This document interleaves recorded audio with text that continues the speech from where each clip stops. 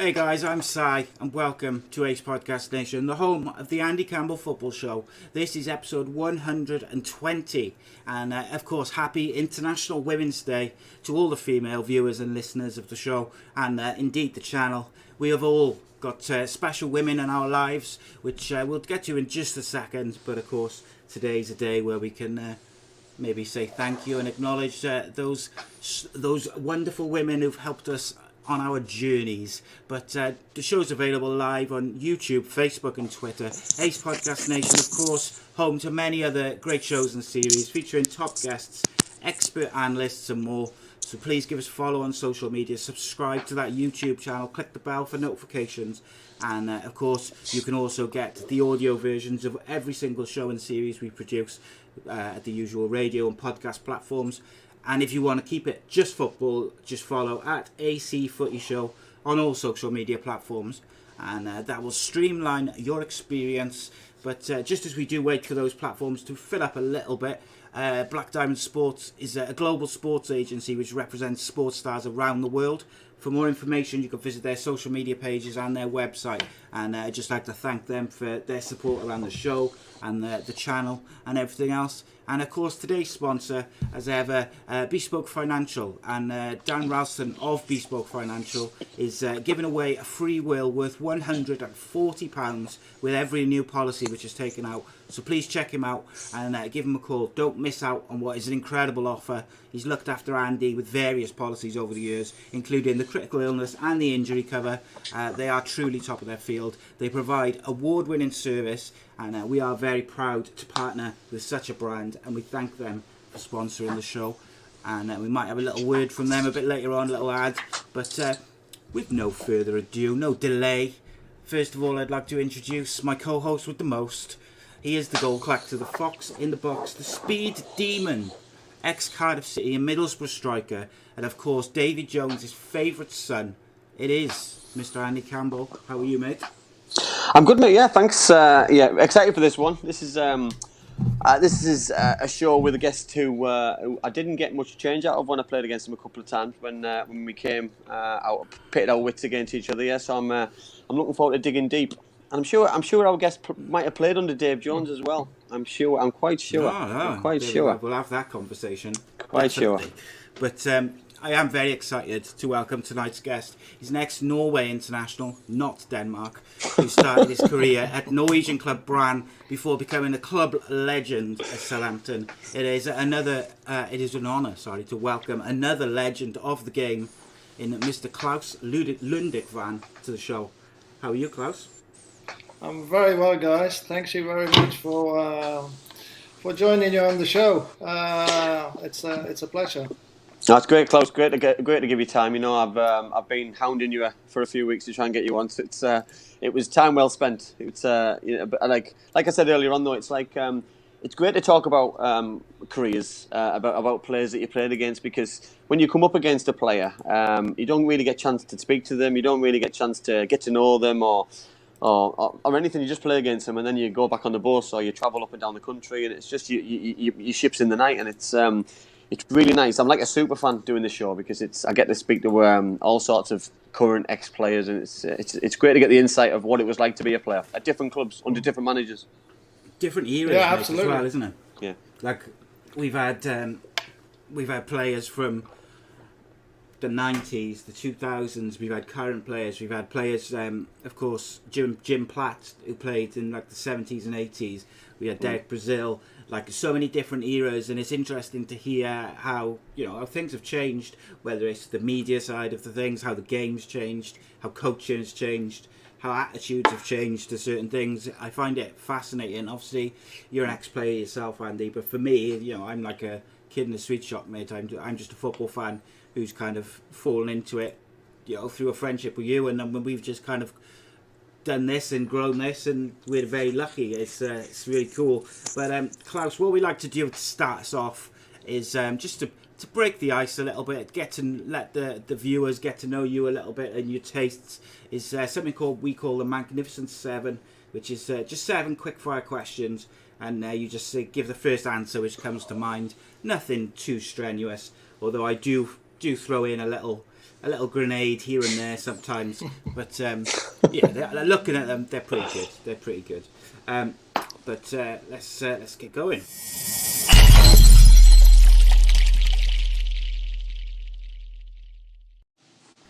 Okay, Claus Lundekvam, the Magnificent Seven. Nice and easy to start. Denmark or Norway? No, I'm only joking. That's a great opening question. No. Messi or Ronaldo? Messi. Favourite TV show? Only Fools and Horses. Oh, I like that. Do you know what? We've never had that either. 100 shows, 100 plus shows. I love it. Love it. Never had it. I love the British comedy. Absolute classic. We'll have to talk some British comedy a bit later, I think, then. Laetitia or Shearer? Of course, my good friend Laetitia. Yeah, a genius. Absolute genius. Bran or Southampton? No, I did. He's horrible, Klaus. He's horrible. Yeah. It's definitely Southampton. Obviously, playing there professionally over 12 years it's a massive achievement, but also connecting to the club, connecting to the supporters, and be a part of the whole sort of family club as Southampton are. It was a wonderful time of my life. So Southampton means a lot to me. Okay. Best manager you ever played under? Well, I've quite a few to pick from. About 10 or 12. I would say the most. I think I learned something from every one of them in a good and a not so good way. But I would say Gordon Strachan. I think Gordon Strachan, what he did with the squad of players we had when he was there was quite wonderful. Excellent. Angriest teammate? There's quite a few. Angriest teammates. We had a Australian player playing for us for a few years named Robbie Slater. Yeah. If you remember him. Gingerhead winger. Gingerhead, that's correct. Yeah. And this was the first couple of years I came over. Graham Souness bought me, and he liked to join in the five-a-side as well. So we had sort of punch-ups and fights and training every week. So and Robbie Slater was always the one with a bit of anger issues. Yeah, fiery. A great lad. Yeah. And the final question is, as ever, who is, in your opinion, the greatest Norwegian man who's ever lived? Doesn't have to be football related, can be anyone.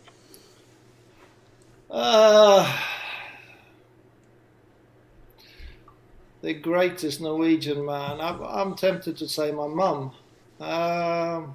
because she and my mum, my grandmother, has been so influential in my life. But in a bigger scale, obviously, looking at Norway as a whole, I would say the Norwegian king, because his values of life and his sort of laid back style of what's important in life it's very impressive, and he's a very good king. That's genuine. That's really interesting. Genuine. I like that. I like that a lot. Sorry, what's refreshing though is the downfalls that we're all witnessing firsthand at the minute of what's going on in the world. That we're seeing all the negatives, and we never hear about the positives. We never hear about the people who've got the good things to say about people who are in charge of the countries, and that's really refreshing. And that's something that I'd like to see more in the UK, from England, from Wales, and from Scotland. But at the minute, all we seem to do is get the negatives because of the press. I do blame the press for quite a lot, by the way. You know what I mean, the media and things. But it is nice to hear some high-profile people say some really good stuff about people. That's really nice. Thank you. Klaus, you mentioned your mum and your grandmother who've had a massive effect on your career, your life. And one thing I did want to do, obviously, it's International Women's Day today, and I did want to take just 30 seconds each to maybe talk about women who've had an effect on our lives, our careers, or whatever it may be, and just kind of reflect on that, because I feel like everyone has got that influential woman behind them in some form, in some part of their life. Andy, who's that? Who would that be for you, do you think? Definitely my mum. My mum is the person that is the reason why I'm the person who I am today. Driven me, you know what I mean, both physically to be a footballer, and then fit mentally as well to be the person that I am, as strong as I am, for all the good things that come out of football. There's always the negatives as well, and you know what I mean, if it wasn't for the right people behind me, like my mum, I wouldn't be the kind of person I am today. And I'll also mention my 3 girls as well, because my 3 daughters are the people what keep pushing me again to this day to be the best that I can be as well. So, you know what I mean, the next generation of international women, you know what I mean, for me as well. Absolutely. And Claus, what about you? Well, it's a bit the same like Andy, really.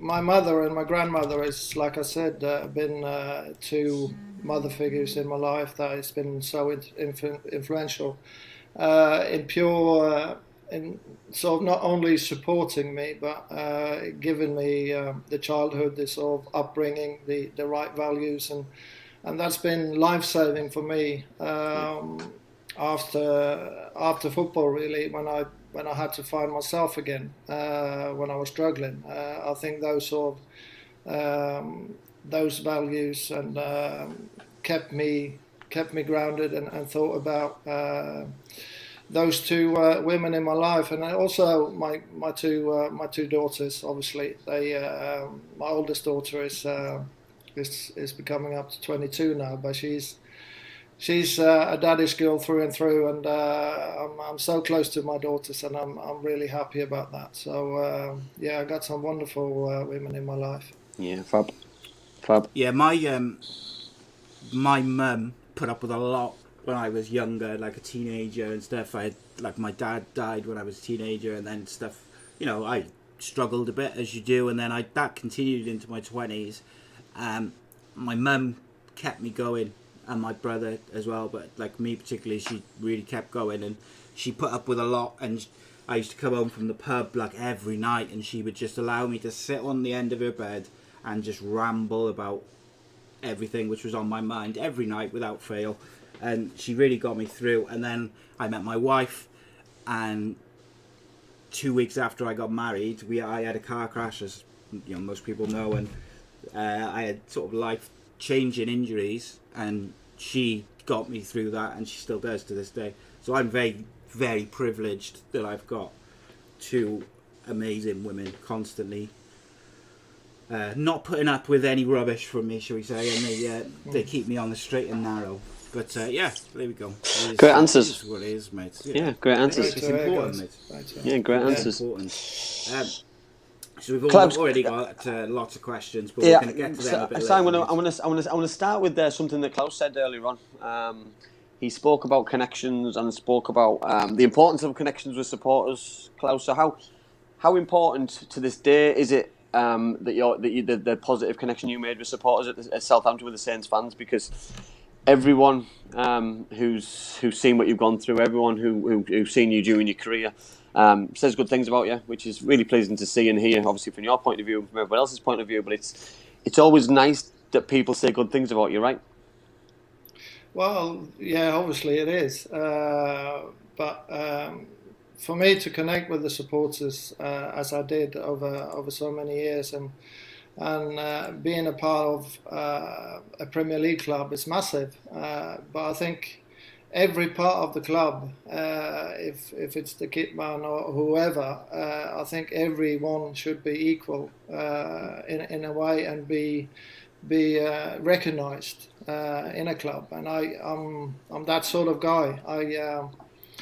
I want to look after everyone, and I think my connection with the club staff, everyone around it, and the supporters who supported me for so many years and given up their free time and paying a lot of money to come and watch her play.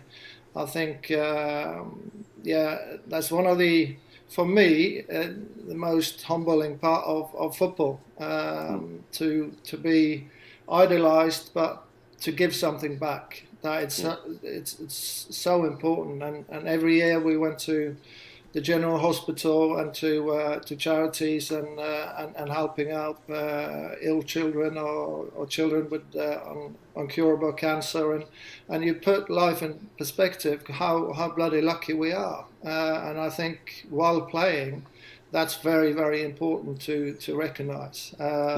So that's why I say the sort of connection with not only your teammates and the dressing room, which is the essence of the club, but everyone, all the stewards who come to the game, and everyone involved in the club is as important for me as the one who scores and win the games for you. I totally agree. Claus, you mentioned there about going to the hospital and seeing supporters and giving that back and giving that time back. I remember the first time I did it in Middlesbrough, and I was very young. I was very immature. I wasn't ready for it in so many ways, I don't think. And it was probably only when I went to Cardiff and we did the same thing. It changed a little bit.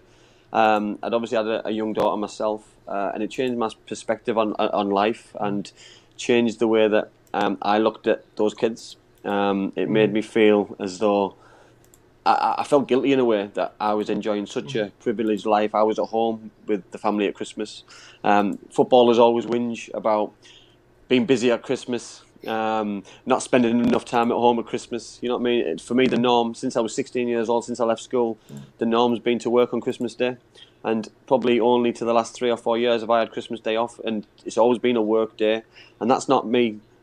I want anyone to feel sorry for me. I loved it. I'll be honest, I loved it. If it was either travelling down the motorway or it was opening presents at stupid o'clock, and then going to training and playing. The main focus on Christmas Day was the game tomorrow. You know what I mean, the Boxing Day game, and it was and until and when that stopped, I really missed it. And you know what I mean, and it always had a part to play. You know what I mean, it always had the run up. That's giving things out.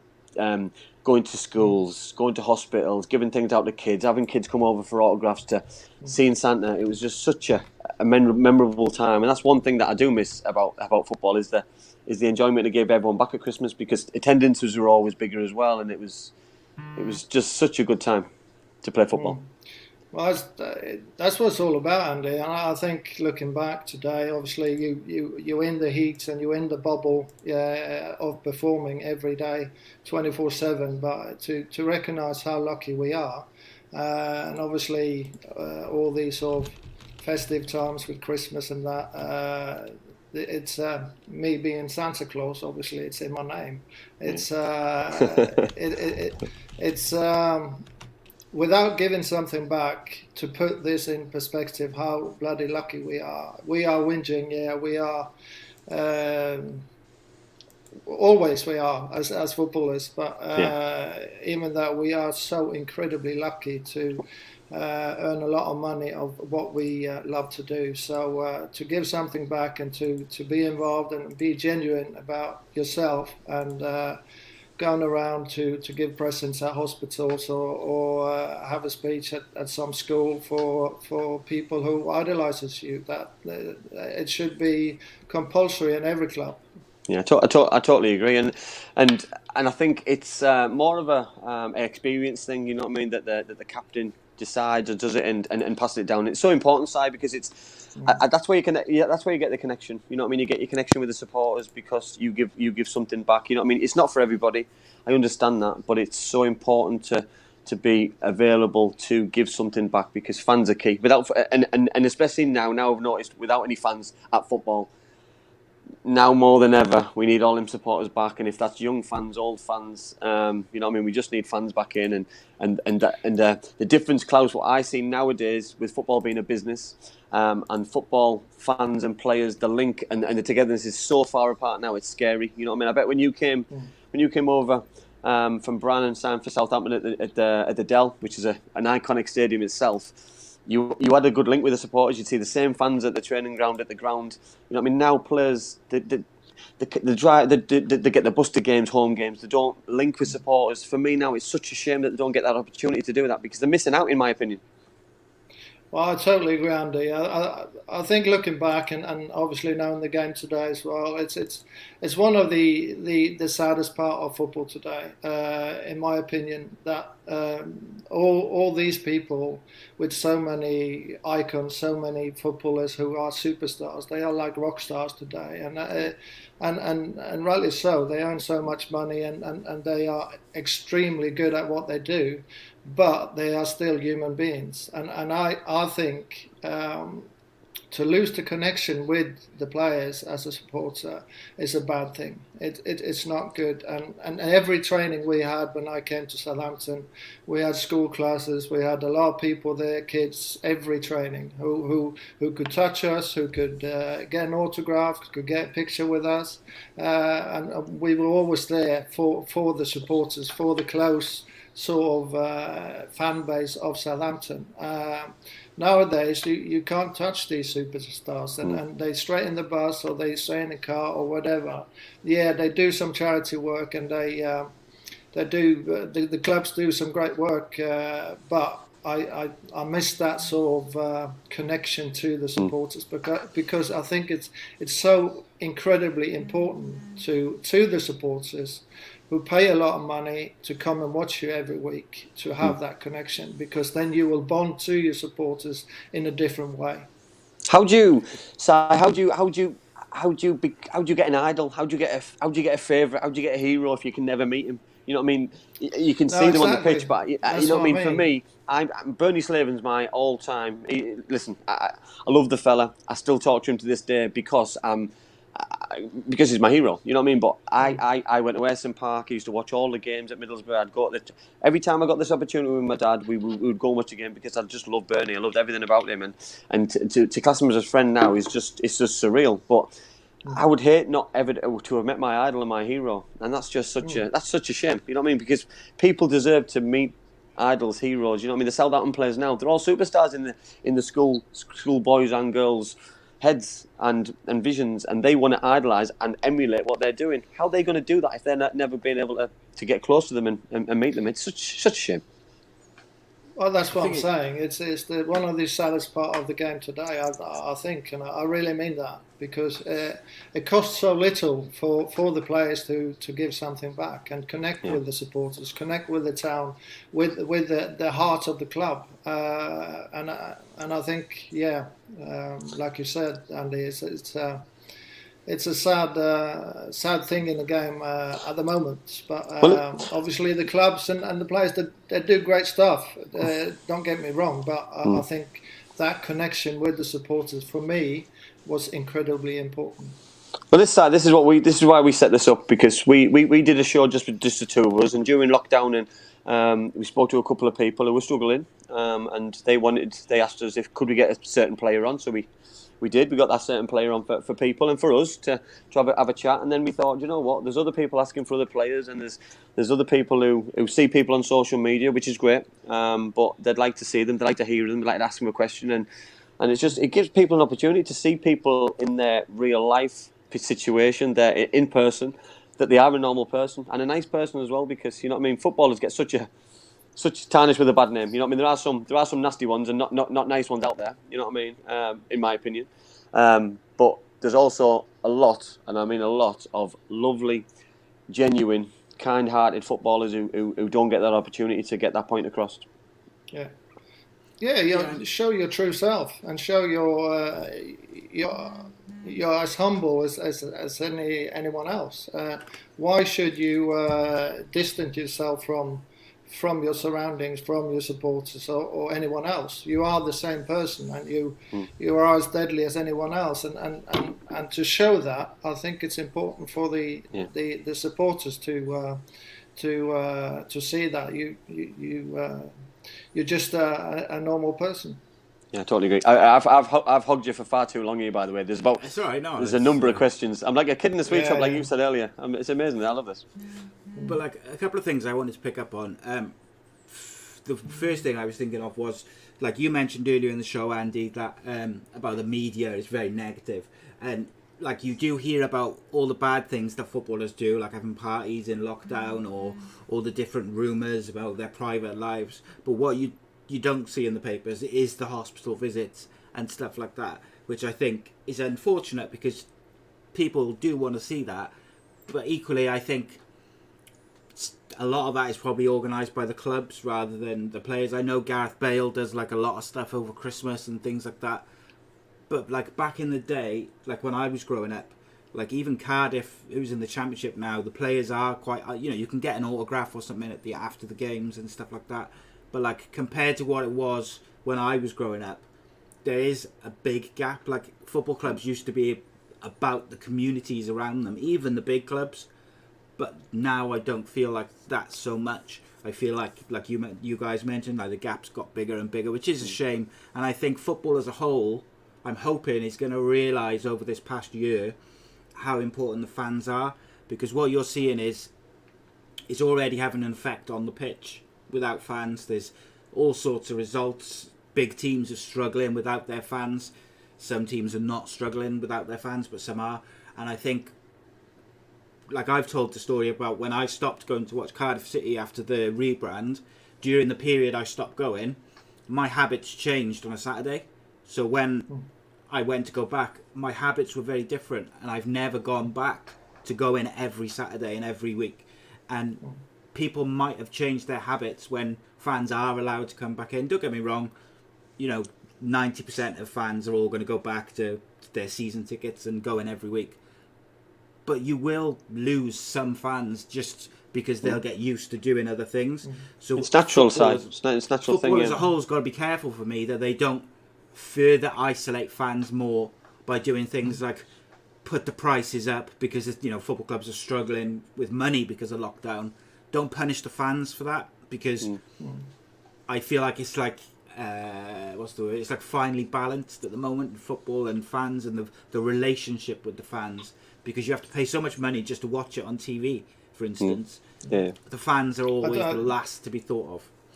I totally agree, Si, and it's great to hear, and I think it's very important. But I would like to say though, I've been privileged, and I've been lucky to be in a club that has been all about taking care of each other. I think Southampton as a club, I don't know the inside of the club today, but obviously I've got friends in the club and follow them as much as I can. But for me, when I was there for the 14 years I was involved with the club, it's always been known as a family club, looking after each other. And I think Southampton are one of the clubs I can't really put them up against each other, but Southampton do a great job in the community, and they do a fantastic job through their foundation and everything they're involved in, and also now they launched a project calling Mental Health and Wellbeing Project, which is very, very important and should have been in the game 20 years ago, if you ask me. So I've been lucky to be in a club, I would say, even though I can't compare other clubs, that has been some of the structure values is to look after each other as a family club. Si, I'm going to let you get some questions from the viewers. I just want to pick up on this. I don't think we can let it go. Claus, you just mentioned there about a new initiative which the Saints, obviously Southampton Football Club, are just starting. You said that it should have been in place 20 years ago, but that's in football in general. I also believe that. But can you tell everybody what it is and what's going to be involved and who's involved? Well, who's involved is not really. It's coming from the club, obviously, and there's something very important for the club, as I understand. And obviously, I don't know every part of it. I don't know all the structure of it, but obviously the club is putting resources together and people, very qualified people together to put out a mental health team, a strategy, a project that will take care of the mental health side of things in the whole club. That means the players, the staff, the fans, everyone around it, and I think that is in today's society is crucial. Everything we talked about when I was playing, and what they talk about today is performing. We had so many sports psychologists in and visualization guys who were sort of doing great work, but it was always performing, doing the best every Saturday. But to do that, I think being the physical side of things, yes, that's very important. You need to be fit. You need to be at your best physically to perform every Saturday. But during every season and during your career, you will meet some struggles. You will meet a depression. You will meet an injury, a long-term injury. You will meet loss in your family or whatever.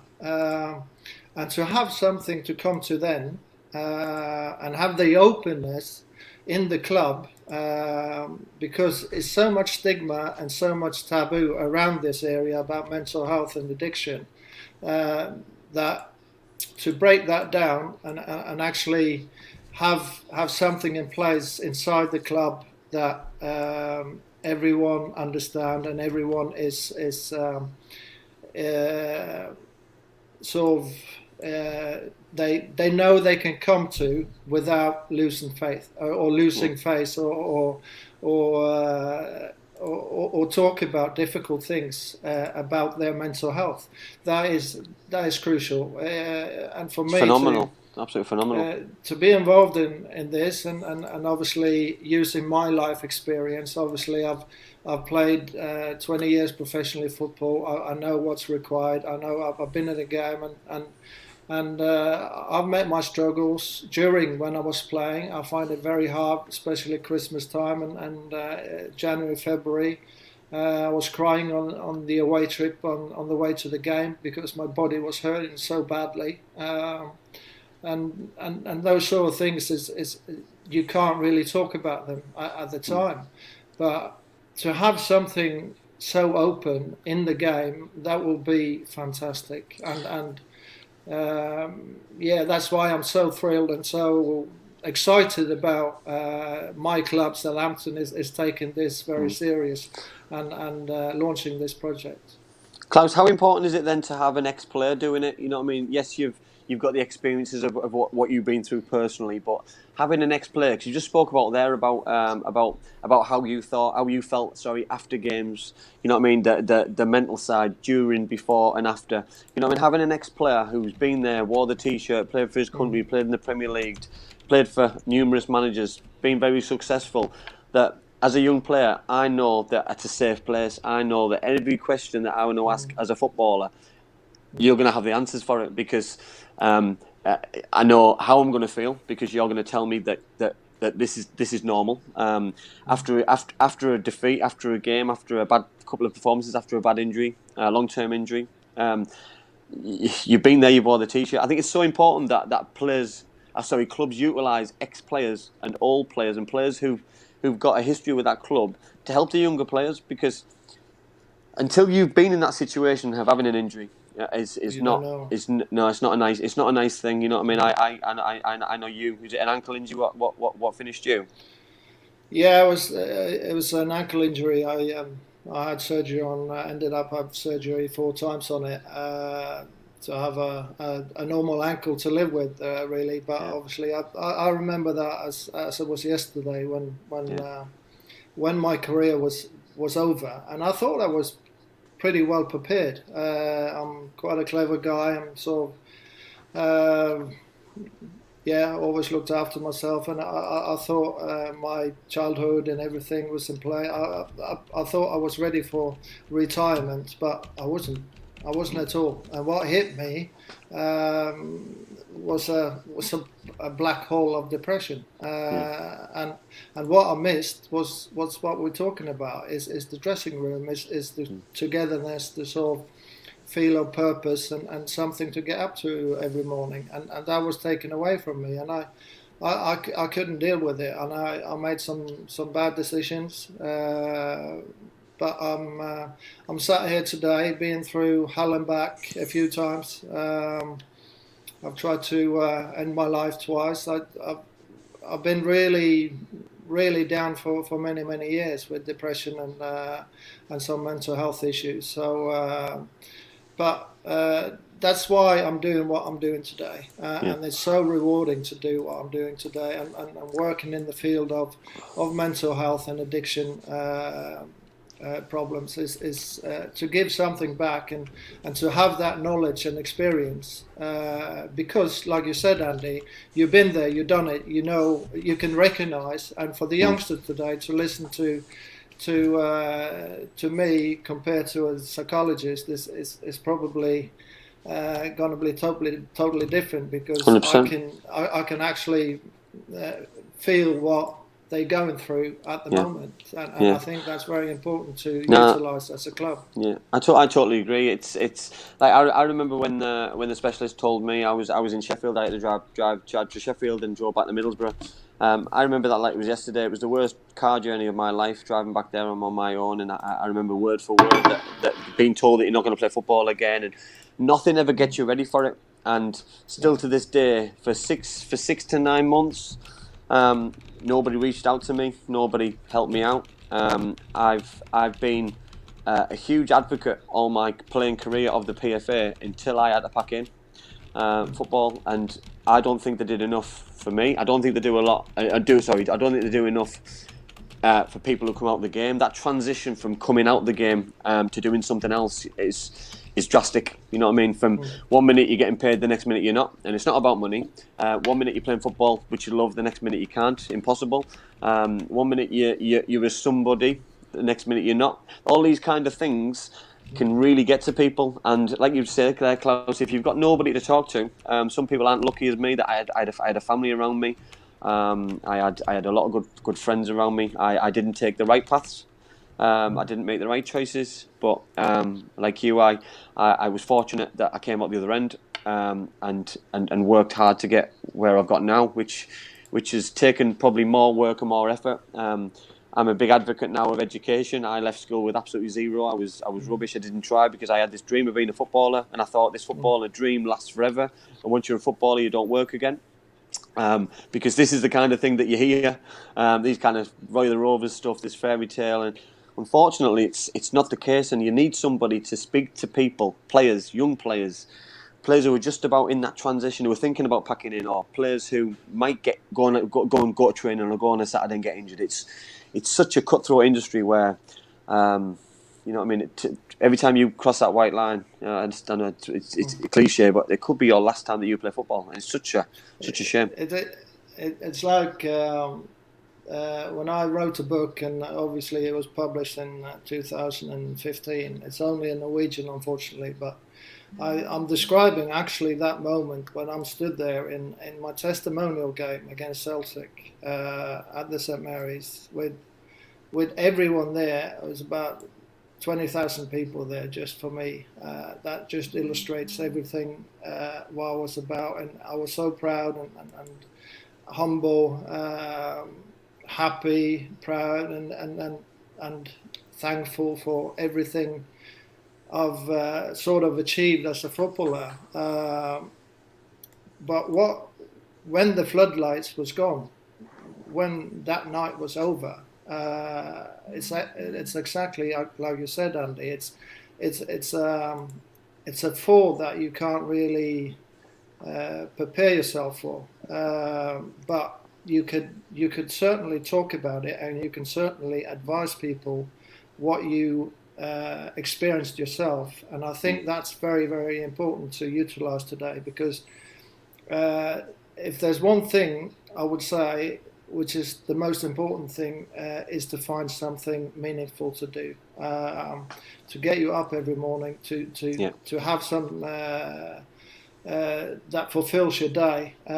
Whatever it doesn't matter, because the money you got in the bank, you got 3 cars in the driveway, you got a wonderful house. I had a race boat in Miami, a sailboat in Norway. I had everything, but I was incredibly depressed. I was crying every day, and I couldn't get out of it. And then obviously taking the wrong choices and taking alcohol and drugs into my life made it just unbearable. And for me, after under a year, it became to life and death for me. And luckily, I'm sitting there today. But after so many years of struggles, I know obviously had many great years and doing what I do, I love it, and that's why I'm so excited to give something back at this scale of the football, because the football is going to be always the love of my life. No, you should be extremely proud, Claus. Of I mean, there's loads of positive comments which we are going to go to. I really apologise to everybody, by the way. I keep on stealing everybody's thunder. But Claus, one last question for me before we do go to some of the viewers' questions. How important is it to tell this story? You know what I mean? Because you've done a few interviews and you've told people about your experiences. How important mentally is it to help you recover from this by telling your story? Well, I think for me, obviously I can only speak for myself, but I think for me to be completely honest, open and honest about my life experience with drugs and with alcohol, with mental health and with my depression, all the struggles I went through has definitely helped me, without a doubt. But to actually stand there and tell a whole country, 5 million people in Norway overnight, that I'm an alcoholic, I'm a drug addict. It requires some guts to do that, and totally agree. I think looking back today, I wouldn't have done anything different, because I think being a high-profile person or player, whatever you do, I think the openness will help you. It's helped me without a doubt. But what's rewarding for me today is what I can do to influence others and to help others with the experience and with the knowledge I've got today is the most rewarding thing about it. But it was incredibly tough to obviously to face it and to be completely honest and about it. But I wrote a very honest and open book about it, my life in football, my life outside football, I'm sort of explained everything in that. I'm hoping that will be translated into England one day. I was just about to ask that. Is it in the pipeline? Is there a possibility? Because I know one person right here would absolutely love to read that. Yeah, I certainly hope that will happen. But obviously, it's quite a few years that this came out. But it was a great success because of the openness in the book. But they couldn't come to an agreement. The booking company, they wanted too much money to translate it, but obviously I will try and push it on to somebody who can willingly have a percentage of translate it and give it out in English. That will be great, because it sounds like a plan. Yeah, let's hope so. Yeah, right side, get some questions, because I'm getting dogs abuse in the group chat, by the way. Rob Boyle says, who was your favourite centre-back partner? I had a few. When I came to the club, I had Ken Monkow. Ken Monkow was he was an animal. He was a beast, yeah. And Dean Richards, rest in peace. He was a wonderful player, absolutely. I think the connection we two had, obviously, he made a move to Tottenham with Glenn Hoddle at the time, and I will never forget that, because when he signed for Tottenham, 2 days later he phoned me up and said, "Claus, thank you very much," and that gave me such pleasure for him to get that move, because we were a great partnership. But saying that, I think obviously my Scandinavian colleague Michael Svensson was probably the best partnership we had at Southampton for many years, and we were voted the best centre half partnership for a couple of years when we were playing together. So, and that was also on the Gordon Strachan. So, if I'm going to choose one, it will have to be Michael Svensson. What makes a good partnership in a centre forward duo, Claus? I think it's all about understanding. It's recognising your strengths and weaknesses, and to fulfil those each other. And I think at the time we had a great back four, and that unit of a back four with a goalkeeper and the understanding we had between us, because we played every game. We had luckily no injuries, so we had that back four plus Anthony Amy behind us in every game, and we had that for 2 seasons straight. That's why was the main part of we connected so well. And Michael was a beast. Everyone hated to play against him. He was so up front, so tough, and he was a nightmare to play against for all strikers. I was different. I was sort of more, I would say, laid back, but I was more sweeping up. I was more clever in my positioning to pick up pieces around Michael, and I could play. I could take the ball forward, and I got the nickname Silky because I could handle the ball. Not many players. This probably going to come across a little bit disrespectful, but you hear all the players now that they can come out with the ball, the Rio Ferdinands, the John Stones, etc. But there was players back in the day that we played that the players could still play, but they didn't get the recognition that the players get now. No, true. Because we didn't play they didn't play out from the back, I guess. Yeah, but I think in today's football, it's obviously it's necessary. If you're going to be a good centre half today, you need to have technical abilities, and but in our days, it was quite rare. Donna Perry says, did you think when you played with Gareth Bale at Southampton that he would become the international superstar that he has? Not maybe the extent of obviously being the most expensive player going to Real Madrid, but Gareth was such a humble sort of shy guy, but he had something special. We and I saw that very early. He had something in his game, and he was so determined and so dedicated to be the best he could. He was always one of the kids staying behind every training and still practice. And I think his dedication was there with an unbelievable talent. And his left foot, obviously, he started his career as left back for Southampton. And we produced quite a few left backs actually. With looking back with Luke Shaw, Wayne Bridge, and a few others. So now Gareth had something special, and we saw that when he was 14, 15. Absolutely.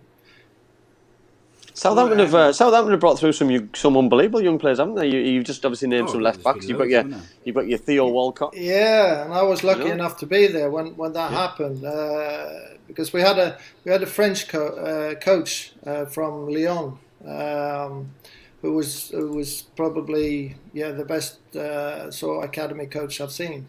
And what he did with the academy at the time he was there, I think he was there about 10, 12 years, produced all these players. And like you said, Gareth Bale, Theo Walcott, Nathan Dyer, Gary Monk, Oxlade-Chamberlain, Luke Shaw, and it's so many coming through the ranks. And that's been one of the most important things for Southampton. It's been the academy, is to produce their own players, and And for some years, obviously, when we got relegated and the financial part of the club was in disarray, we couldn't afford to keep it up. But now it's obviously back on the agenda, and we put a lot of money into the academy to still produce our own players. Yeah, Southampton, I would think that when they had those financial difficulties over the years, that academy must have kept them afloat. It must have saved them, yeah. Some big money for some of those players. And Absolutely. I think that should be a lesson to all football clubs. Like, your academy is so important, not just for producing players to sell, but, you know, if you do hit problems, whether it's injury problems and you need to rely on those academy players in your first team, or whether you do hit financial issues and you've got to sell your first team players or some of your better first team players, and you can bring those academy players forward, is so important. And I do feel like some of the top clubs at the moment maybe neglect their academies a little bit, but I'm not sure about that. Yeah, it's just it frustrates me, that one. James Costley and Will and a couple of other people said, what was it like playing at Ninian Park? Ninian Park, where's that? Cardiff. In Cardiff, of course. Yeah, they've changed name. It was great. I loved all the sort of grounds where you could come and have connection with the supporters, and that was one of them.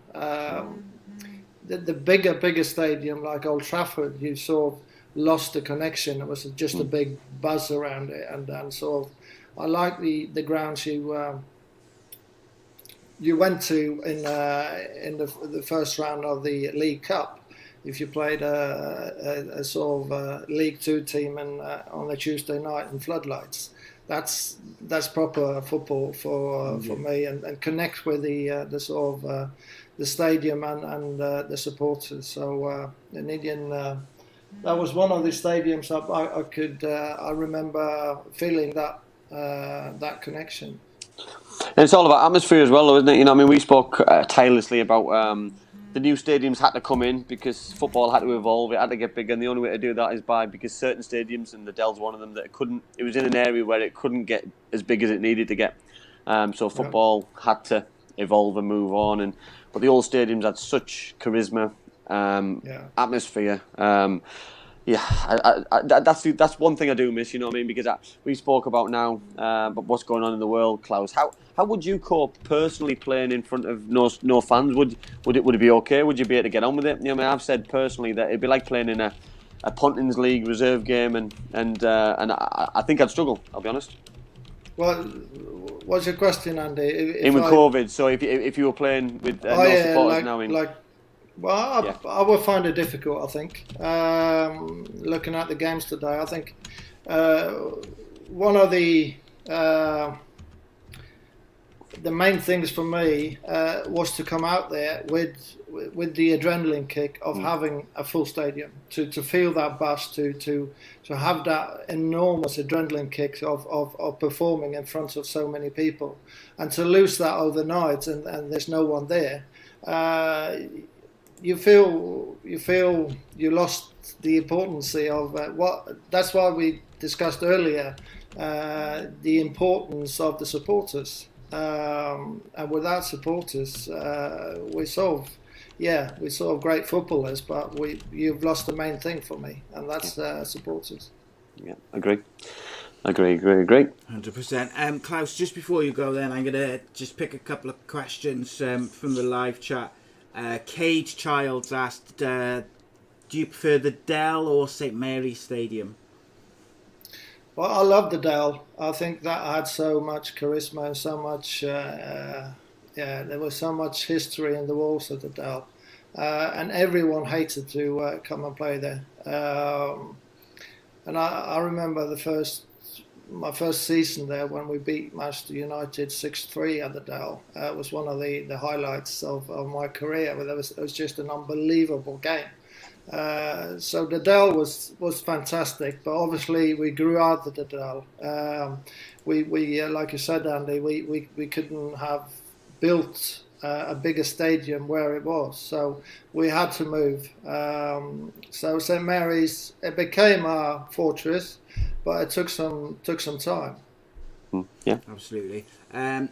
Andy's dad asked, "What's your favourite Only Fools and Horses sketch?" It's not like my dad asking relevant questions. No, it's so many. But obviously, when Delbar falls over in the bar is one of the greatest. Iconic, I would say. Yeah. Yeah, I watched that. Was it to Hull and back? I love that one. It's a bit long-winded. But it's hilarious. Hilarious. It's a lot of it makes me laugh thinking about it. It's great. I was trying to find. There was another really good question. I forgot. To all those Cardiff fans, by the way, Leeds are taking a beating. By the way, they're getting beat 2-0 by West Ham already. Well, that's all right for us, actually. Yeah, it is a good result. Yeah, West Ham, it's unbelievable. Yeah, they're doing all right. I've got a question on Southampton, actually. What do you think Southampton's ceiling is in the Premier League in the current era? Because they've been quite impressive in short bursts. They haven't quite been able to get a long run of consistency, but they've been pretty good at times. Well, I think I've got a lot of faith in Ralph and his philosophy of playing football. It's not many managers who will stay at their job after not only once but twice losing 9-0. But what he's done for the club, I think it's still great. I think where we are now, after a run of players who's been very tough. Obviously, we got a win at the weekend, but I still think because of where we are now and because of so many injuries and suspensions we've had and a few decisions against us, I support Ralph all the way. But saying that, obviously, we need the bigger squad of players, no doubt about it. But his style of play and what he stands for, I support that 100%. Excellent. And last question then, Klaus. Sorry, I just wanted to ask, or someone else has asked in the chat. I think it might have been Andy's dad, actually. Who do you think is the greatest Norwegian footballer of all time? You sat here. Absolutely. I like that. No, I'm joking. I'm the greatest footballer of all time. It's difficult to name one really, because in different eras of the game, looking back, obviously, I think John Carew, Jon Arne Riise, Ole Gunnar Solskjaer, when we had sort of 20 Norwegian players in playing in the Premier League, we had a lot of good players at the time. But today, I think the raw talent of Mr. Haaland in Dortmund is one of the best sort of talents and I've ever seen.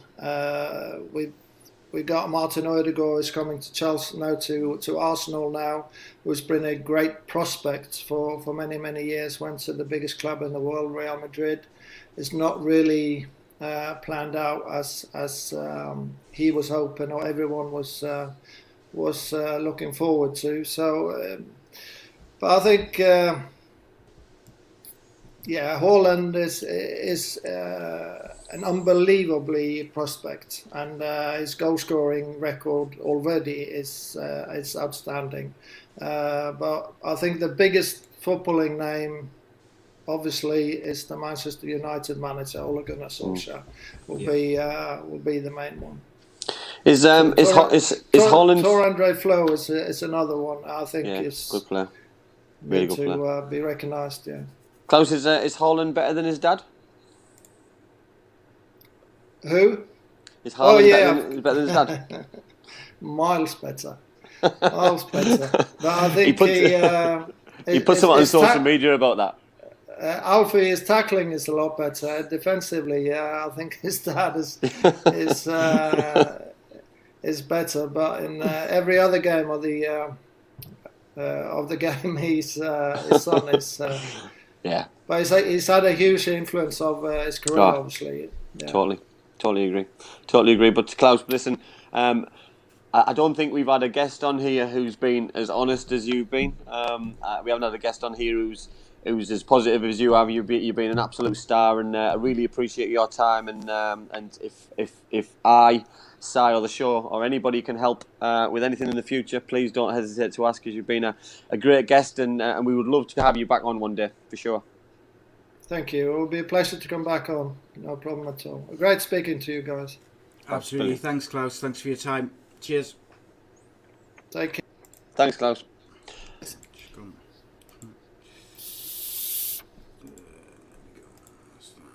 Change that. What a honest chat, mate. That was something that was scary. I'll be honest. That was. Can I just apologise to everybody? I was like a super fan asking all my questions. I know I got a little bit of stick in the group chat by a few people who said to take the mic off me, but I think when you get in a conversation with somebody and somebody says something and you hear the follow up and you hear certain things, I think sometimes it's just got to be you've got to dig deep yourself, because some of the questions wouldn't dig as deep as you're going to ask, and some of the things he said I didn't expect him to say. Some of the things that how open he was, I wouldn't expect him to be that open. I know. I've read certain things in the BBC, which I read this afternoon, in some certain interviews he's done. But some people have these interviews with the big companies, and that's why they do it with them, because they're exclusive. Where for me now, he's just given us everything and more into his life, his football career, his family, his personal life. It must be. Do you know what? What a cracking fella! What a cracking fella! Absolutely, mate. Top draw. And I think, this is. I was going to say earlier on when you mentioned it, when you were talking about the show and stuff, and how we sort of changed the format and that, is I think why it's grown and why it's so enjoyable for us and for people who watch it and listen to it and download it and whatever is you get access to players, and you can ask them questions in real time, and we're talking about all this different stuff, whether it's football or their problems which they've had over the years or whatever it may be. It can be anything, and it's not like if you do an interview with Sky or you do an interview with TalkSport or BBC or whoever, it's very formatted. They say the same. If they speak to all three broadcasters, which I just mentioned, they'll talk about the same things, and they'll say pretty much word for word the same thing on all three channels. Whereas people and footballers and managers and whoever we have on here, they'll come on, you have an intro, and then it's a conversation, and it'll go where it goes. And I think that's what people appreciate, because you see the real person. You see, like, people will talk about what they want to talk about when it's a conversation. Do you know what I mean? Like you said about, like, you hijacked it, which you did. You completely ruined the show. You took over. But apart from that, no. But that's just the way the conversation went. I've done it before, and because it'll be something which the guest will say or you will say, and it just triggers something within you, and you think, oh yeah, and I'll say that, and I'll say this, and like Donna said, it's because it's not scripted, and like the fact is, I would defy anyone to find footballers doing those sorts of interviews anywhere else. Listen, Si, we've had. I can't remember how many live shows we've had. How many guests we've had. At the beginning, we tried to script it. I'll be honest. We tried to have an order and have a question and start at the beginning of the career and finish at the end. And I don't know if people remember at the start when we first got our first couple of guests on, but we did it and we didn't enjoy it. We didn't enjoy the fact that it was monotonous. It was boring, and that's why we couldn't get questions from the viewers, because someone would ask a question in the middle of the career and we weren't at that point, or at the end of the career and we weren't at that point. So it was difficult. When now for me, it's up to the guest and the viewers to find the information that they want out. And for all we do, and all I did tonight was I listened to a point which I found interesting, and then I attacked that point and got the answer which I was looking for, because I knew exactly what I wanted to hear tonight. I knew I got more than I needed. I got so much information from Claus. It was scary, because I knew all the interviews that he'd done, all the information that he'd given out to other people, and we got honesty. We've got a new venture coming up with Southampton, which I'm gonna keep a close eye on. And yeah, I really hope it works out for him, because do you know what, I love doing this because of what's just happened tonight, and it's great. Like Craig says there, he says the best part is the diverse guests you have. Initially, I only tuned in when it was someone I knew, but now more interested in people I don't know. And I think we've discussed that, like in private, mate. Is sometimes we've had guests and we've thought, this is going to be a good show. This is going to do a lot of views or downloads or whatever. This is going to be really a good one, and then it'll be good. It'll be all right. It'll be a really interesting show, and everything will go, perfectly fine. It's interesting. It's enjoyable, but it won't perhaps do as many views as what we thought it would do beforehand. And then we've had other guests where maybe they're not as well known, and they've blown everybody away. And there's been more comments and more interaction. It's just one of those things, mate. And and I go back to what Donna said. Like, it's not scripted. It's just conversation, and the conversation goes where it goes. A few people have said, "Am I feeling better?" No. Gaz said, I saw a comment. He said, "I look rough." Yeah, I'm not feeling great, but there we go. It is what it is. And also, but we nearly didn't have sight today. This was going to be this morning. We had a good chat that and this is Si's downfall. Health's more important than the show, believe it or not. Your own well-being's health. I really hope he's not watching. It is, but I nearly was gonna do it on my own for the first time, which I do hope never happens, by the way. But if it does, I do hope that everyone's very kind and nice and helps and supports. But it is what it is. It's something that we work together on. It's something that we've done since day one, and I think because we've done it for that long and that many times, it's natural. It won't be the same. But I think like the important thing for me was when I spoke to you this morning is I didn't want to cancel it like last minute. So the reason why I was like, right, we got to have some sort of plan whereby if I can't do it, what we're going to do, because I don't want to, first and foremost, don't want to cancel on the guest, whoever it is.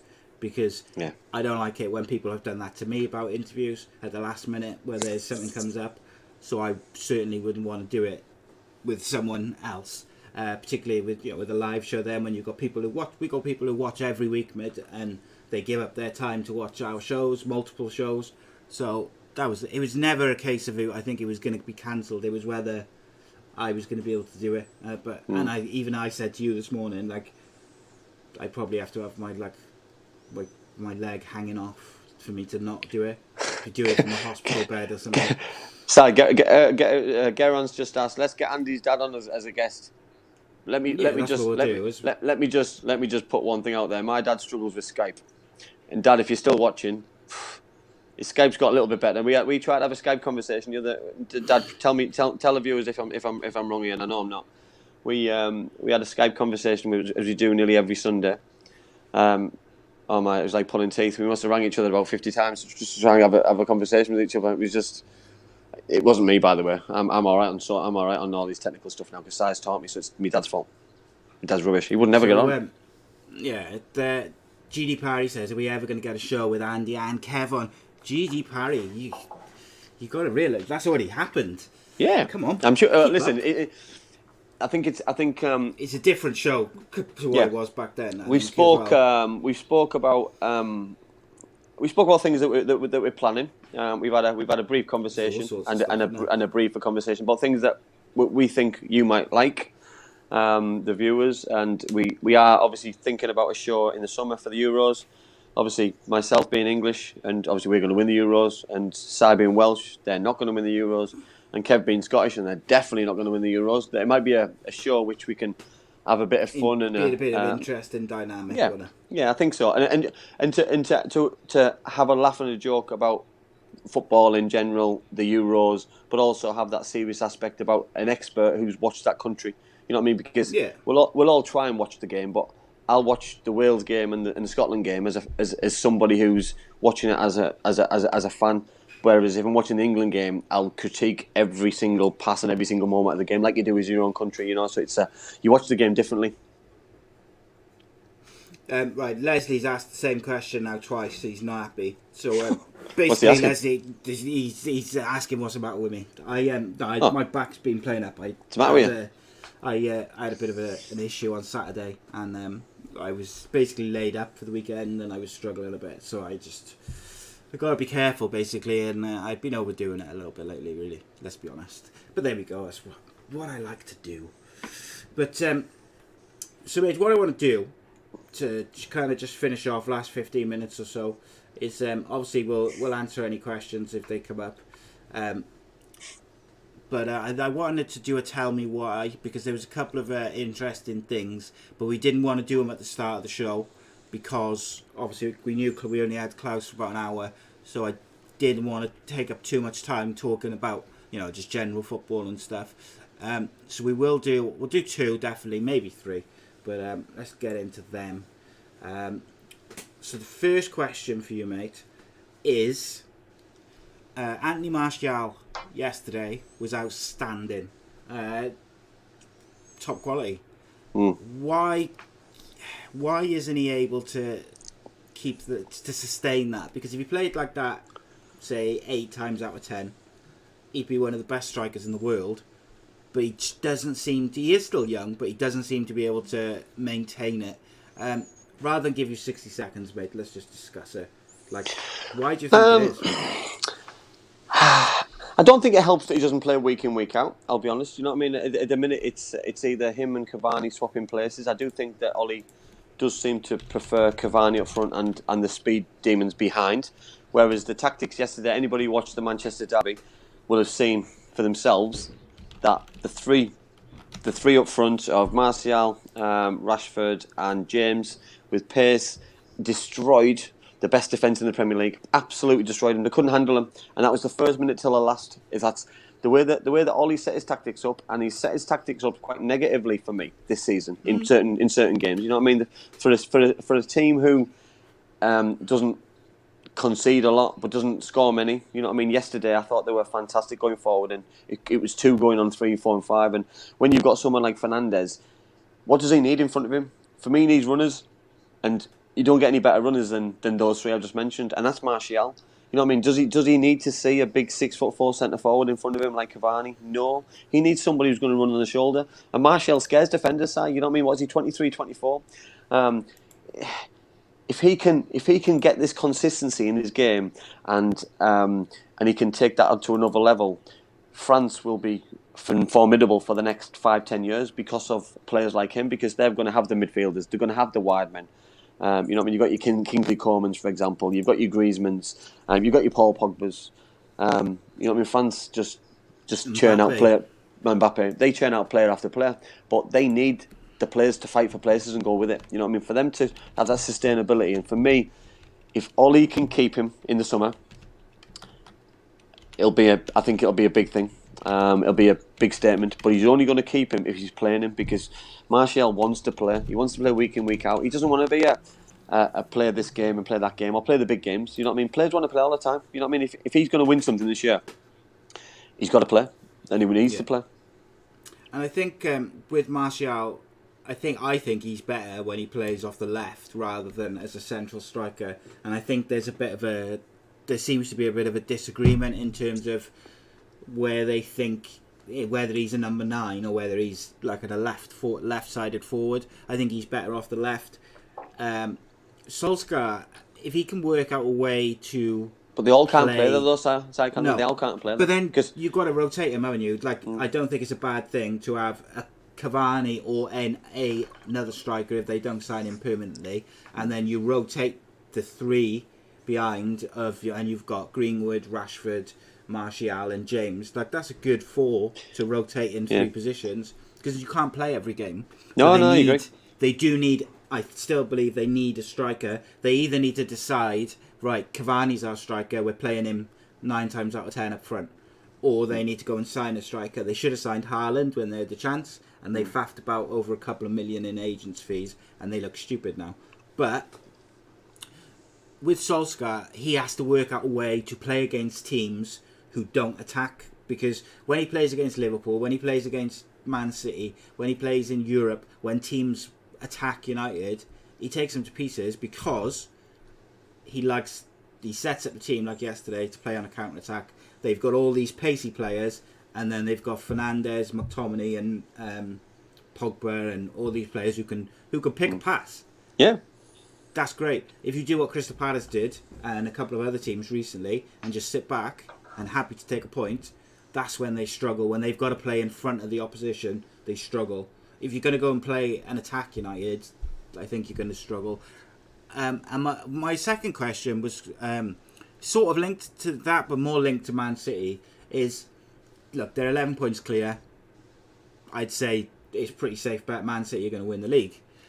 But if anyone could catch them, and you had to pick one team, there was a gun to your head, you had to pick one team that's going to catch them, who would you pick out of the teams at the moment?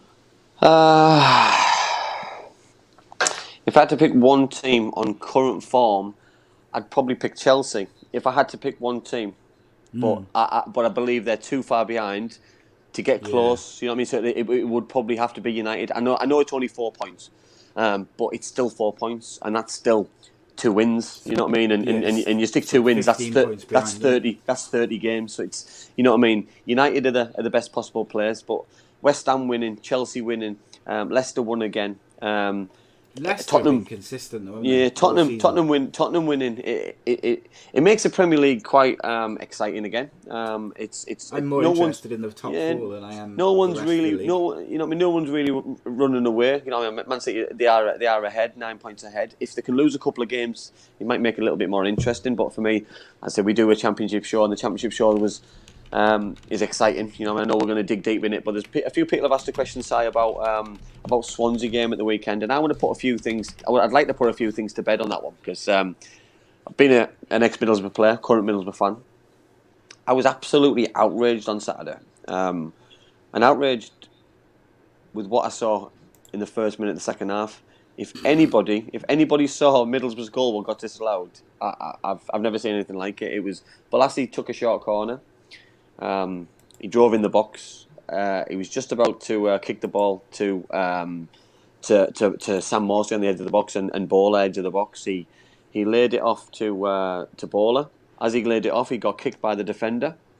The Bowler smashed it in the top corner. The referee's blown his whistle and give a free kick to Swansea. Bear in mind, it was a penalty in the Middlesbrough. If it was a foul, it's a penalty in the Middlesbrough. The ball's already in the net to give it's a goal. You know what I mean? People are harping on about the penalty. Yes, soft. Yeah, it was a little bit soft. But Saville's an international footballer. He's dived in the box in the 97th minute. You don't do that. You know what I mean? You give the referee a decision to make, and he's made a decision. Yes, he's given a corner.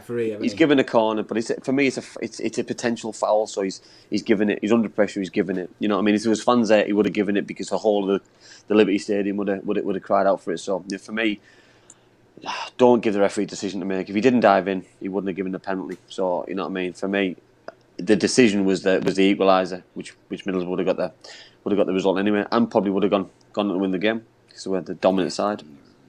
Some of the refereeing in the Championship over the last month or two has been dire. It's been dire. Diabolical. Been dire. It's absolutely dire. In your word.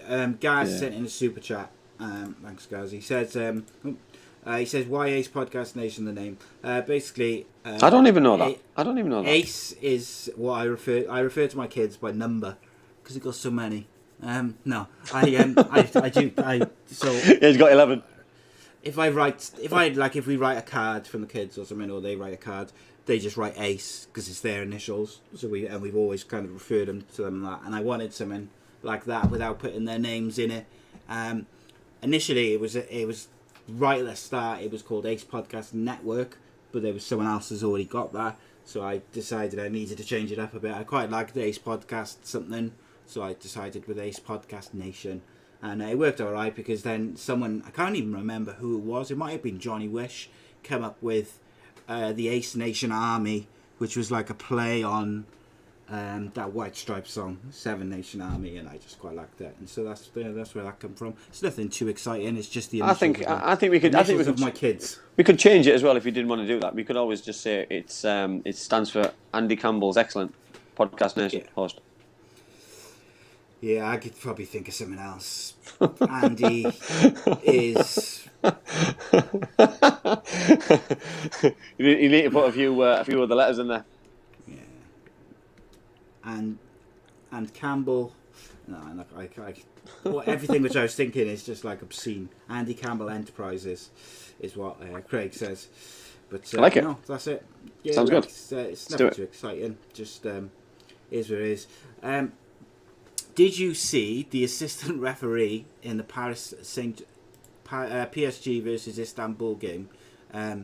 So he's been the Romanian fourth official has been suspended. Is this the racism?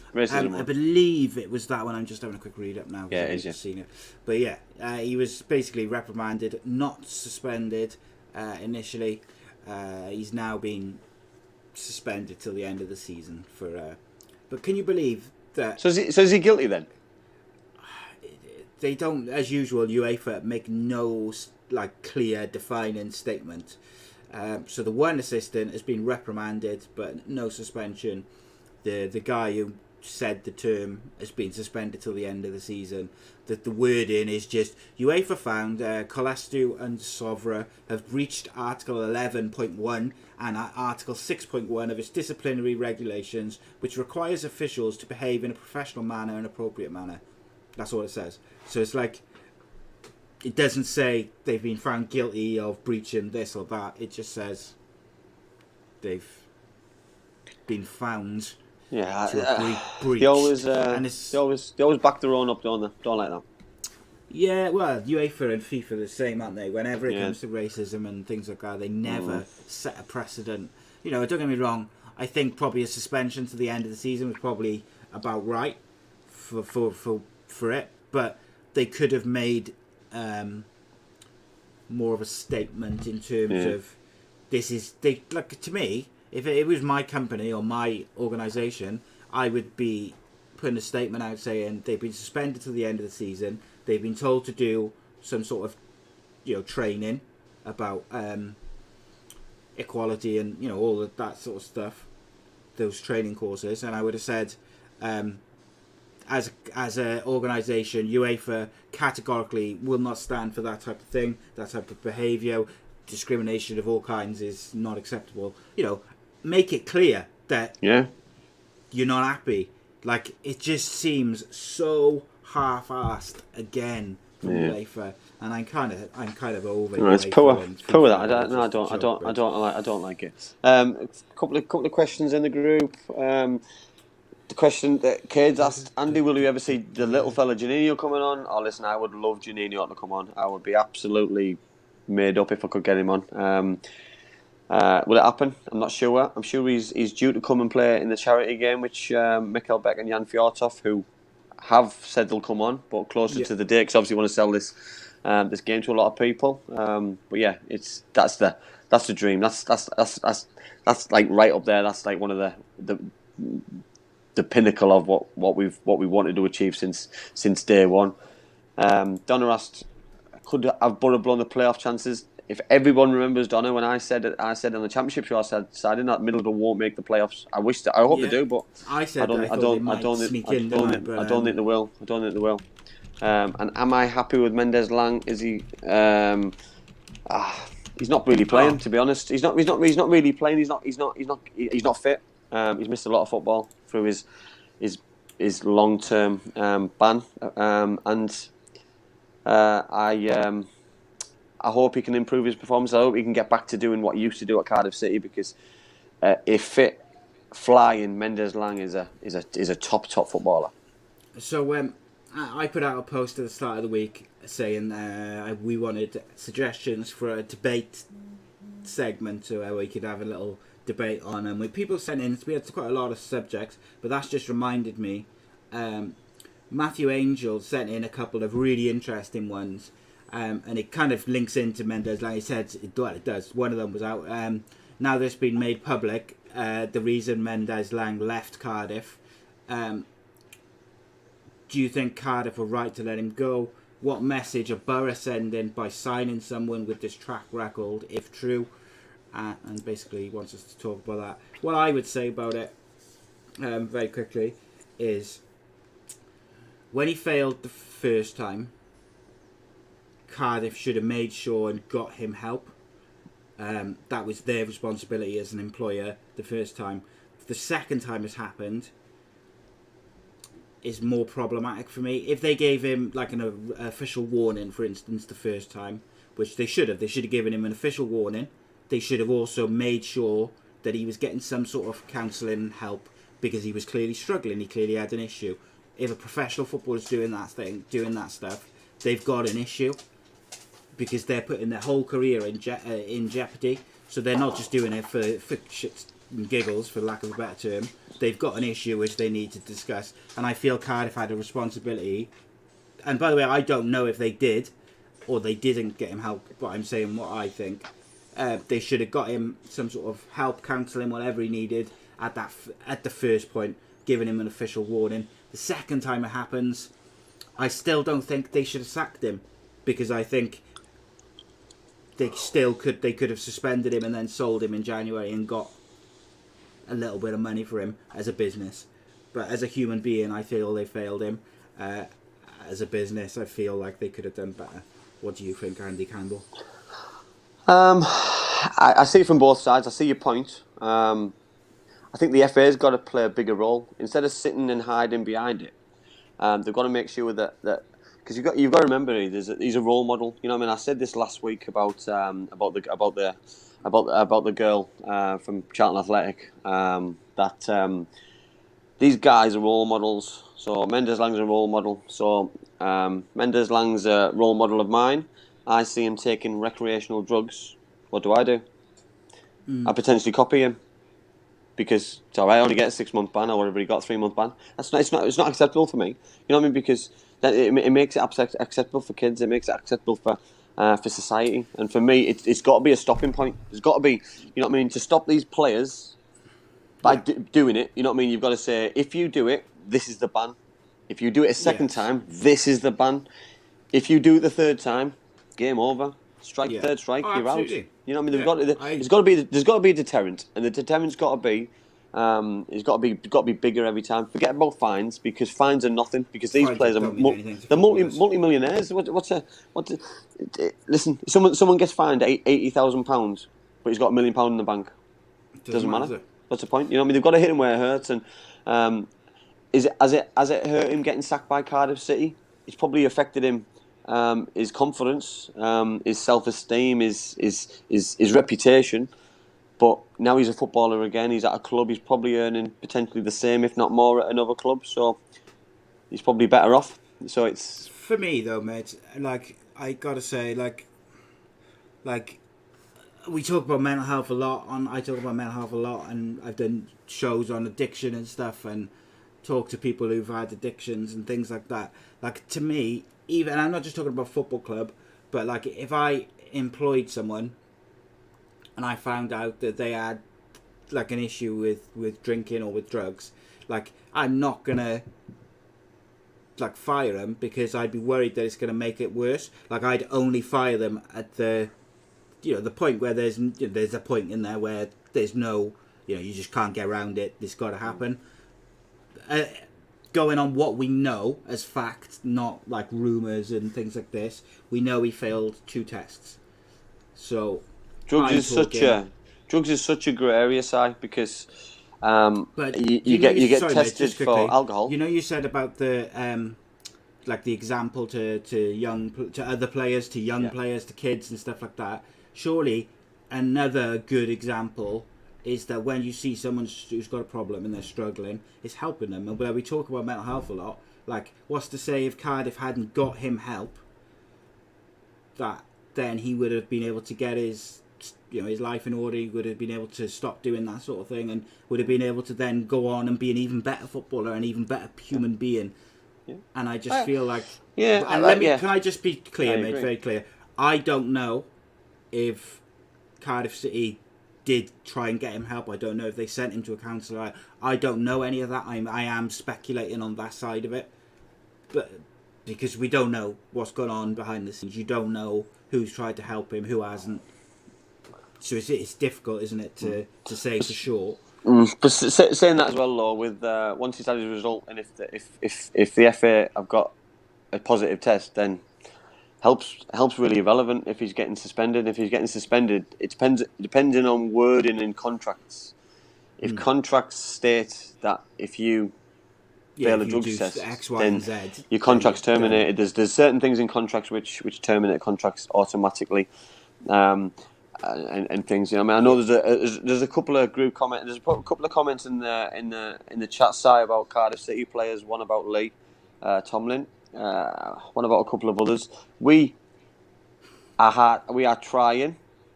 Tell the story, mate. Just tell the story. Listen, we've got a lot of friends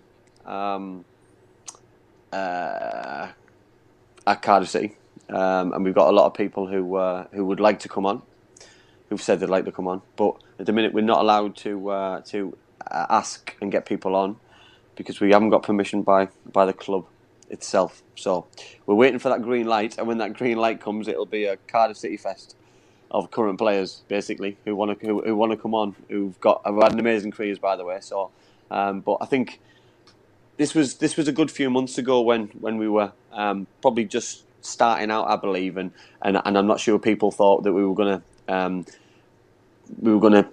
raise profiles and give the players the support and the backing that we give everybody else. And for me now, my what I always planned was get so many shows out, throw the evidence at certain people and say, "There's your evidence. There's the shows that we've done. Look how positive they are. Look at the comments. Look how amazing we are with them and with people." So all we want to do is raise people's profiles and let people tell a story. That's all we do. Yeah, I'm glad you told that story and not me, because I would have told a very different story because I got no filter, mate, and I would have just gone, have some stuff. We're always working on guests. Gaz said, "Is Dalman coming back on?" I'm assuming he means Mr. Mehmet Dalman. I've got no filter, mate. You need to jump in and say something. Listen, we've asked. Yeah, listen, we've asked certain people to come back on. He's one of them, and watch this space. I do hope Cardiff City make the playoffs and make the Premier League because a certain show at the end of the season would be very good with some celebration, with some huge views because we asked Mehmet to come on. For a reason, the first time. So everybody who joined us for the show, we asked Mehmet to come on to explain about the book from Harry Harris and about the Salah, what was going on, and about the club. So we were digging deep about that. We didn't really ask many questions about the club or the questions that we wanted to ask. Yeah, we obviously he was very honest about the club. Spending quite a lot of money a month and losing quite a lot of money a month. What was going on? Obviously, the club hasn't been making a lot of money, so those things might not change. Might have got worse. So we might get to hear some very honest answers and hopefully some interesting stuff because the manager's manager's gone. Yeah. New managers come in, so there'll be certain questions and things that I want to ask. I want some answers for because for me the club's in great hands. The club's going places, and let's see. Hopefully, for a positive end of the season, for a quality show. So Reece said he'll only come on if things are going well.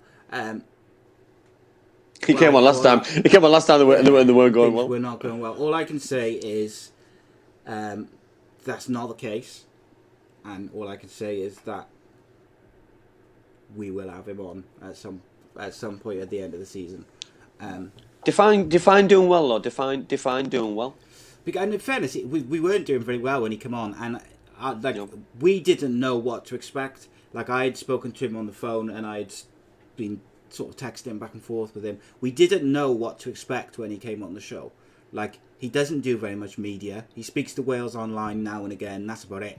And we didn't know like how much he was going to give us. We didn't know if he was going to be sort of quite PR-like and sort of dodge some questions. But he didn't. He gave honest answers to everything, not just about like the book and the Salah stuff, but he gave us a lot of stuff which I didn't expect him to necessarily go into with that. But he also, when we asked him about the finances of during lockdown, the first, because obviously it was around the first lockdown, like he gave us figures of how much the club was losing and stuff like that. So it's gonna be interesting. I straight away I would like to ask him about Neil Harris. Like to ask him about Mendes Lang, and I'd like to ask the question of did the club offer help before they went down the route of the second time and then sacking him. So it'd be really interesting to get that sort of stuff on, get some interesting conversation going. Stuart Campbell, your dad, says, in my opinion, the more popular you become, the less likely the club is to approve any interviews with current players. So, like, I don't want to put my foot in it. So I'm trying not to talk about that because I do. I understand. I do understand. I do understand his point. I do understand that. But at the same time, I think it's because it was new and nobody knew how it looked, how it was, and now because it's, and for me, anybody who watched the Sky Sports podcasts / interviews over lockdown, there's no difference for me. You know what I mean? With the way that we didn't copy, by the way, because we were already set up the same the way that we were doing it, but there was a lot of similarities in other podcasts which were happening at the same time. And for me, the evidence is there. The evidence is on social media. The evidence is on is all over the place that we had all these things in place. So for me, we're in a good place with people who want to come on. Some people get in touch with us and ask us that they want to discuss something or they want to tell their story, because some people, a little bit like Claus, that good things are happening or bad things have happened and they want people to know about certain things. So it's important that we get their point across as well. I think and that's something to say as well, is like the show, the channel, like people are contacting us as well now, whereas before we were very much sort of week to week trying to find guests, whereas now we're booking weeks and weeks in advance and stuff like that. It's so that's play. We take pride and pleasure from that, and like I think any football club, when it comes to current players, and I don't mean Cardiff necessarily, they will be careful where they allow their players to do interviews, because I know there was another club which told another podcast that they couldn't have current player because they were critical of the team, whereas I feel like we're not about one specific team. Even the Championship show, we're not just about Cardiff or Boro or whoever. We just talk about the Championship and whatever happens on the weekend before. So I don't feel like we fall into that category. Plus, technically, the Championship show is separate from the football show. So the show where we're getting the guests on Monday is completely different. Whereas back before, obviously, we only had the one show. And it was it started off as Championship show. Then it was a bit of a mix. And then now it's evolved into something completely separate, really. But listen, Si, though, the Championship show is it's all facts. We're working on facts. So we're working on the results, what are happening on a Saturday, on a Tuesday, on a Wednesday, on a Friday, or whatever it is they're getting played. And we're talking about, or we've talked about, Cardiff underachieved. Should the manager? That's our own opinion. It's not something that we will discuss with people. If people want to, who's the best manager you worked under? That's their opinion. It was the worst manager you worked under. That's my opinion. You know what I mean? If someone asked me, you ask me now, who's the best manager I worked under? Well, could be Brian Robson, because he was like a father figure to me. It was the worst manager I worked under, Dave Jones, because I don't like him. But that's just my opinion. You know what I mean? I've never hidden that. I've never hidden that fact. Very hard to get Dave Jones on. I'm open. I'm open Andy for has it. never said to me, I don't want to have Dave Jones on. He's never said that about anyone. But like, listen, we're talking about now, Simon. I've said to you multiple times, haven't I? Let's get Dave Jones on. So we eventually got a way to contact him. To put that one to bed, I love talking football. I love talking football who people have been successful. He had a very good football career himself. Amazing. He's had an amazing managerial career. Wolves, Southampton, Cardiff City. One of the most successful managers in Cardiff City's history. You know what I mean? So I'm not. I would never sit on here with him on as a guest and slag him off or say anything derogatory towards him. You know what I mean? For me, my issue was always personal. And that would, but I'm professional. I'm professional when it comes to this. I'm professional when it comes to everything that I do, and I'm the best. I would never jeopardise or ruin anything. I'd love him to come on, because I think it would be great viewing for everybody. Because just for the start alone, because how I would handle it and how he would handle it would be two separate things. Laugh. And it would be amazing. I mean, do you know what? And I think would still introduce you as David Jones's favourite son. So I think it potentially would put a few demons to bed for both. Because I think it would help you, mate. I think it would be relevant for me. I think because I've got no regrets. No, I don't mean like help you in like some big way. I just think that like you haven't spoken to him since whatever year. I haven't spoke to him since the day I left. I've not spoke. You know what I mean? And yeah, I'm sure. I'm just guessing, but I'm sure that tweet will find its way to the surface that week. Yeah, why not, mate? But yeah, it is what it is. I enjoy having these little chats every now and again where we just talk around and all that. But it's one of them. This is the first show ever where I've had to just watch my tongue a little bit because I nearly said something which I didn't want to say on air. So there we go. That's the first time that's ever happened ever. But there we go. It is what it is, mate.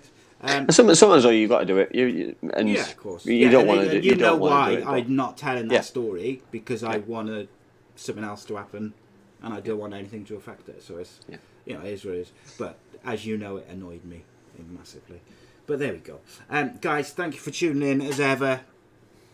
I apologise I haven't been my usual jovial self. However, luckily Andy just took over the show. I may as well have just sat here and just enjoyed the ride. Oh. Just enjoyed it. Someone asked, I can't remember who it was, right at the start of the show, where's my Costa mug? Yeah, I dropped my Costa mug on the weekend because I was using crutches, and I tried to carry my coffee, but I've replaced it with this. It's a good substitute, by the way. It is a good substitute. So Costa get no more free advertising from me. I'm gonna wear. I'm covering it. I'm covering it like this. So I'm just gonna. Yeah, you should get one of these, mate. Get one of these. That's good. It's good. Rob, in answer to your question just a minute ago, no, they haven't. Right, that's it. Show's over. Yeah, I'll tell you in a minute. We'll be back on Friday for the championship show.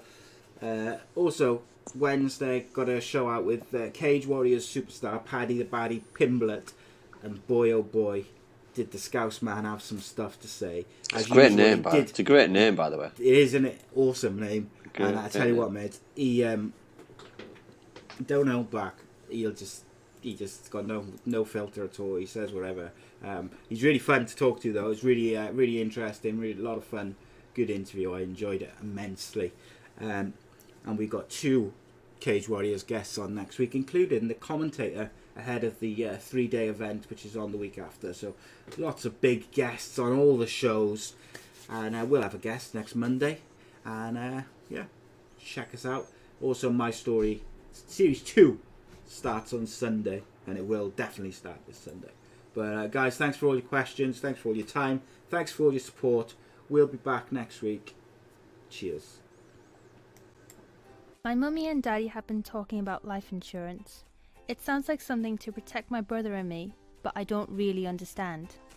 Then my Auntie Louise told Mummy about Bespoke Financial Teesside. She said they're a local company who helped her with her life insurance. Mummy got in touch, and because they're based locally, a man called Darren was able to come to our house. He was really friendly. Darren stayed for a cup of tea and made it all really easy to understand. He said that life insurance will protect our home and family if anything bad were to happen. Like if Mummy or Daddy got sick, then we'd get enough money to take care of us, and our house would be paid for so it wouldn't get taken away. After an hour, Darren said goodbye and Mummy and Daddy seemed a lot happier. Once it was all sorted, we could all relax and watch a film together as a family. I don't know why they didn't do it sooner.